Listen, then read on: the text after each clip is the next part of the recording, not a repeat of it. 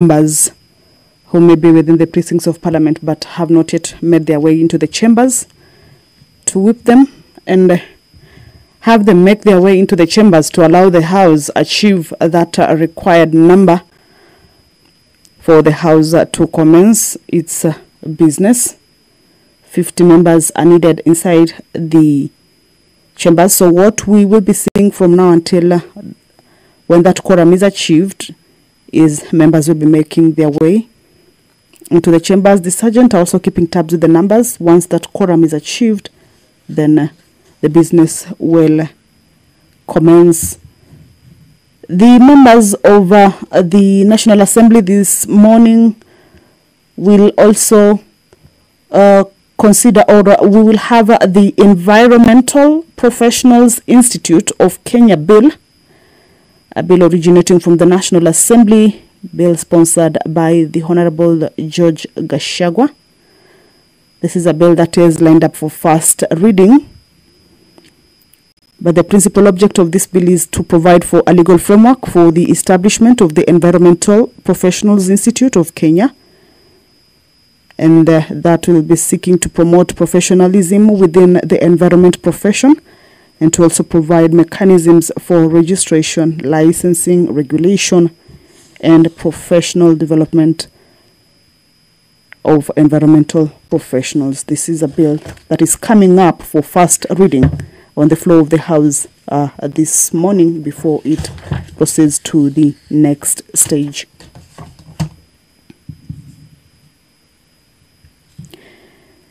There is also a bill by the Honorable Member Martha Wangari. This is a bill on the births and deaths registration amendment bill, also a bill originating from the National Assembly, coming up for first reading.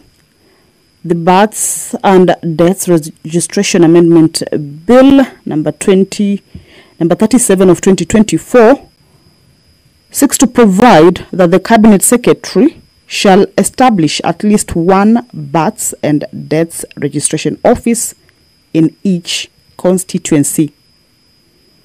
Currently, there are only 143 births and deaths registration centers in the country, and therefore this service may not be reasonably accessible to all parts of the country as required by the Constitution. So this is a bill that seeks to have the Cabinet Secretary establish at least one births and deaths registration office in each constituency, of course, to allow for efficiency in service delivery. So that is also a bill that has been lined up for first reading on the floor of the National Assembly this morning once the House begins its business. As indicated earlier, is that the Joint Committee of the National Assembly, Departmental Committee on Administration and Internal Affairs, together with the Senate Standing Committee on National Security, Defense and Foreign Relations, tabled their report to the House. Senate concluded on this particular business, and the National Assembly is this morning set to also conclude on this business, that is consideration of the report from this committee of a nominee for appointment as the Inspector General of the National Police Service. In their recommendations, the committee indicates that it considered the suitability, competence, experience, and integrity of Mr. Douglas Kanja Kirocho, and following the approval process and taking into consideration its observations and findings, the committee has recommended that Parliament approves the nomination of Mr. Kanja for appointment as the Inspector General of the National Police. That is the Sergeant at Arms. That is an indication that the quorum has been achieved. You've seen also the... We may start. First order. Order number 1, administration of oath. Order number 2, communication from the chair. Order number 3, messages. Order number 4, petitions. Order number 5, papers. Deputy Majority Whip. I think I'm seeing the first paper is the Deputy Majority Whip. Yeah, but now she's not Proceed. here. I could do this. Or is it Majority Leader? Okay, Thank you. It says whip on my order paper. Proceed. Honorable Speaker, I beg to lay the following papers on the table of the House today, Wednesday, September 18th, 2024, morning sitting. 1.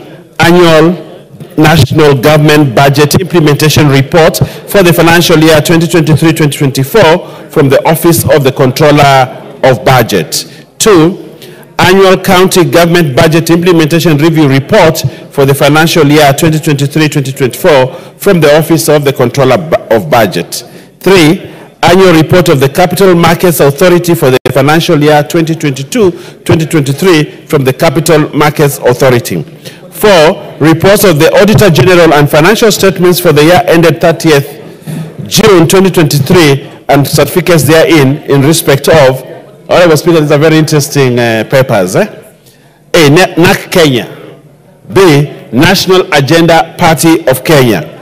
C. Justice and Freedom Party. D. United Progressive Alliance. E. United Democratic Party. F. Green Thinking Action Party. Kenya Union Party. H. Grand Dream Development Party. I. Chama cha Kazi. J. Kenya African Democratic Union. Asili. Kadu Asili. K. Mabadiliko Party of Kenya. L. National Reconstruction Alliance. M. Safina Party. N. United Party of Independent Alliance, UPIA. People's Trust Party. P. Wiper Democratic Party. Q. Democratic Party of Kenya. R. Ubuntu People's Forum Party. S. Tujibebe wa Kenya Party. T. Amani National Congress. U. Kenya African National Union. V. Chama cha Uzalendo. The gravity of this matter and how it goes, apart from us requesting for a statement, I would personally would like to request you, Honorable Speaker, to request the Minister for Interior to come to this House and explain where this elected leader is, instead of waiting for a statement for a member. I think that will give it the weight that it deserves. It also pains me. I've never met this guy. I do not know him. But he's a leader in this country. And he needs to be treated at that level. And therefore, because if we do not take this seriously, it will happen to one of us here in this House. And if an elected leader from whatever constituency or ward he is coming from, this government must take it very, very seriously. And how serious we need to look is to invite the Cabinet Secretary for Interior to come to this House under the prevailing standing order to come and give us a full report about this MCA. I submit, Honorable Speaker. Majority Leader, I think you very well know that the Cabinet Secretary can only appear before the House pursuant to a question placed before the Speaker, upon which the Speaker will now then summon the Cabinet Secretary to appear before the House on the specified days as per the standing orders. So I think to ask that the Speaker summons them now, just from your submission on the floor of the House, is misleading the public. But I think, Honorable Kainan, you also have the option to put in a question for the Minister to come and answer it here on the floor of the House. But as it stands now, what you have put before the House is that Honorable Tongoyo, Chairperson for Administration and Internal Security, can ensure that the question goes immediately to the Cabinet Secretary. So I think we can proceed to the next question. Commitment from the chair. He has talked about Tuesday. I totally disagree. Tuesday is very far. We want the chairman to bring a statement this afternoon, and you are capable. We need to analyze, Madam Speaker. An elected leader is missing. It's not a laughing matter. You can bring an answer, and I am persuaded by the statement by the deputy majority leader. We will do that. But as you do that, my friend Gabriel Tokoyo, the chairman, administration, internal security, can you bring a statement? You can gather, because it's an emergency. You can bring a statement this afternoon. If they don't. Okay, Honorable Tongoyo. Honorable Speaker, as much as I actually appreciate and I'm equally concerned by the disappearance of our colleague, but I want also to be considerate, and of course with all practicability, maybe this afternoon may not be practical. But maybe in the bare minimum, let me bring the statement tomorrow in the afternoon, kindly. Madam Speaker, if you do that.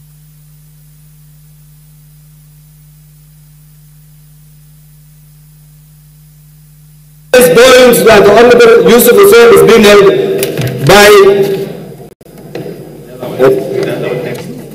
something. I hope nobody is tampering with the ICC system here. Madam Speaker, all evidence points that Honorable Yusuf is being held by security agencies. Can you assure this House that we will find Honorable Yusuf alive as you bring that statement? Honorable Kainan, you have made your point, but let's not go further than begin to make statements that we cannot substantiate at the moment. I think we already have assurance from the Chairperson, Administration and Internal Security. Let us move to the next question. What's your point of order, Honorable Otiende? Madam Speaker, I do appreciate the issue raised by Honorable Kainan and the commitment to respond by the Chair of the committee. But Madam Speaker, I want to crave your indulgence and beg that you direct the chair to be broader than that specific instance. As we speak, it is sad that an elected leader is missing. But Madam Speaker, it's in the public domain that there are about 6 other Kenyans who are also missing, in respect of whom there has been a court order for production and even a summoning of the acting IG, and the IG has not appeared in court and their whereabouts is still unknown. As we are worrying about the one leader, elected leader who is missing, let it not look like we only rise to action when an elected leader is missing. Let it be clear that no Kenyan should go missing, so that the statement in response should cover not just that one missing elected leader, but the others who have been missing for the last 4 weeks. I crave your indulgence, Madam Speaker. Well, Tongoyo stands advised, yes? Honorable Osoro. Honorable Speaker, in line with what the Honorable Kainan has actually brought before this House, about 4 weeks ago, my own driver had a very chilling experience with his firstborn daughter. The firstborn daughter got lost and never to be traced for the past 4 weeks. Was picked by some people in some street in Kisii town, and today, even as we speak, we really can't tell where the young girl is at 19. You know, the number plates that were picked by the eyewitnesses are not at the offices of the NTSA offices. So really, this is a serious thing that DCI should learn to invest in such things.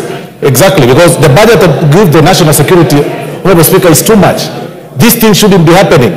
And that is why I really believe what Honorable Kainan is saying, that the DCI should actually explain to us why it takes so long with the modern technology that we have and the investments that world over people are doing to trace a person. If it happens,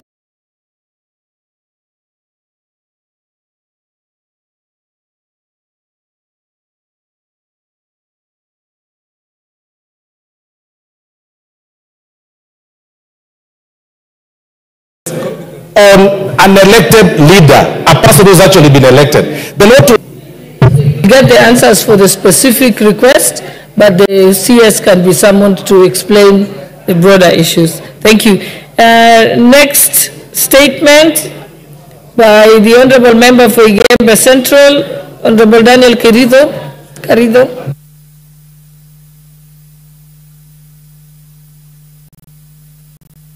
It seems like he's not present. Let's move to the next question by the Honorable Member for Kinango, Honorable Gonzi Rai. Madam Speaker. Honorable Speaker, pursuant to the Provincial Standing Order 44 into brackets 2 into bracket C, I rise to request for a statement from the chairperson of the Departmental Committee on Transport and Infrastructure regarding the